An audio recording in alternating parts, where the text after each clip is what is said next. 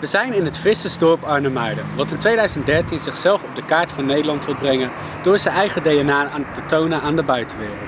Zo moet Arnhem-Muiden aantrekkelijk worden en blijven voor inwoners en bezoekers. Vandaag is het de presentatie van de Arnhem-Muidense trui. Deze trui moet het modische gezicht van Zeeland worden.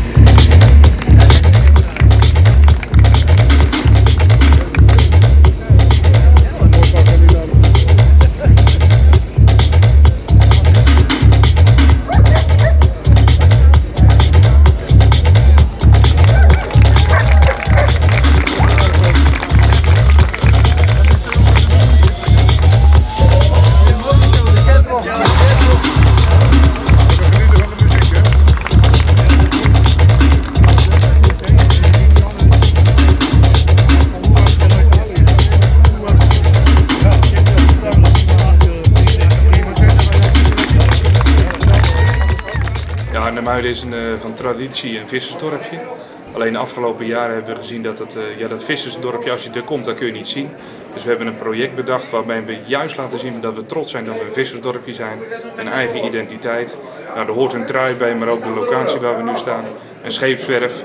Ja, dat laat natuurlijk vertellen dat we juist een heel mooi vissersstadje zijn. En we zijn trots op onze identiteit. Wij noemen dat Grols op RMU. Het gaat voornamelijk om de kleerdracht enerzijds. Aan de andere kant natuurlijk heel het verleden met het zout wat hier werd gemaakt en de handel met zout en uiteraard de visserij. Nog steeds is 25% van de bevolking in Arnhem-Muiden heel actief in de visserij. En ja, de vis is gewoon het product, de smaak van vis, waar we nog heel veel dingen mee kunnen doen in Arnhem-Muiden in de toekomst. Curaçao, heb jou zo menigmaal bekeken en al je roze streken, die staan mij niet aan. Want al je roze streken, die staan mij niet aan. Daarom ga ik vertrekken naar waar ik kom vandaan. Van Maas met Maas, al door het hele zaadje, met zwarte lieve maatje, komt lekker hier hanteer. Ook met Frankrijk, Engeland en Vlaanderen zijn in een project gestapt van Europese subsidies om de visserij wat extra kleur en luister te geven. En terwijl andere landen vooral bezig zijn in het theoretische denken, misschien het wetenschappelijke, hebben wij hier in Arnhem-Muiden gezegd dat kunnen wij op een andere manier en laten we het vooral praktisch houden.